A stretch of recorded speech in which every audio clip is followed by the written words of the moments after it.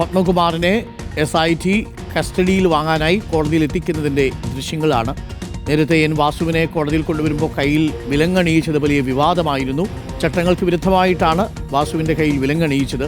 അതിപ്പോൾ കമ്മീഷണറുടെ അന്വേഷണത്തിലുമാണ്. തത്സമയ ദൃശ്യങ്ങളാണ്. ഗോപാൽ ഇപ്പോൾ കോടതിയിലേക്ക് എത്തിച്ചിരിക്കുകയാണ്. കസ്റ്റഡി അപേക്ഷ നൽകി കസ്റ്റഡിയിൽ വാങ്ങാനാണ് SITയുടെ നീക്കം, അല്ലേ? അത് തീർച്ചയായിട്ടും കസ്റ്റഡി അപേക്ഷ കൊടുത്തിട്ടുണ്ട്. കസ്റ്റഡി അപേക്ഷ ഇന്ന് പരിഗണിക്കും. പരിഗണിക്കുമ്പോൾ കൃത്യമായി തന്നെ കസ്റ്റഡിയിലേക്ക് വിടേണ്ട ആവശ്യമുണ്ട് എന്ന നിലപാടായിരിക്കും അന്വേഷണ സംഘം കോടതിക്ക് മുൻപാകെ ധരിപ്പിക്കുക. കാരണം ഇപ്പോൾ പ്രേക്ഷകർ കാണുന്നത് പത്മകുമാറിനെ കോടതിയിൽ എത്തിച്ചതിൻ്റെ ദൃശ്യങ്ങളാണ്. അല്പസമയത്തിനുള്ളിൽ പത്മകുമാറിനെ കോടതി അനുമതിയോടുകൂടി കസ്റ്റഡിയിൽ വാങ്ങി കൂടുതൽ തെളിവെടുപ്പിനായി കൊണ്ടുപോകും. പോറ്റിയുമായി ഏതെങ്കിലും തരത്തിൽ സാമ്പത്തിക ഇടപാടുകൾ നടത്തിയിട്ടുണ്ടോ, ഏതെങ്കിലും ഭൂമി ഇടപാടുകൾ നടത്തിയിട്ടുണ്ടോ തുടങ്ങിയ കാര്യങ്ങളാണ് പ്രധാനമായിട്ടും SIT പരിശോധിക്കുക. അതിൻ്റെ തെളിവുകൾ, ചില സൂചനകൾ നേരത്തെ പത്മകുമാറിൻ്റെ വീട്ടിൽ നടത്തിയ റെയ്ഡിൽ കണ്ടെത്തിയിരുന്നു.